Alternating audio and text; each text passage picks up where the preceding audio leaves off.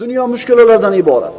Dunyoda hayotingizda bir kamchilik, nuqsonni bo'lishligi siz bilan bizni birodarlar foydamiz uchun. Faraz qiling, hamma yo'g'imiz 100% bo'lsa, hech muammo bo'lmasa, hech kim o'lgisi kelmay qoladi.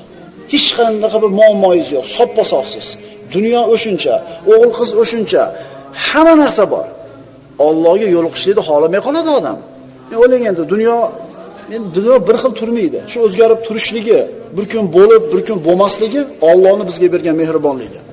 Qarang, dunyo bir kam dunyo. Qarang, bir odamda puli ko'p bo'lsa, bolasi yo'q. Bolasi bo'lsa, unga sarflaydigan puli yo'q. Bir odamni ayoli soliha, lekin farzandi yo'q. Yana bir odamda qarasangiz, farzandlari serob, lekin bular noqobil.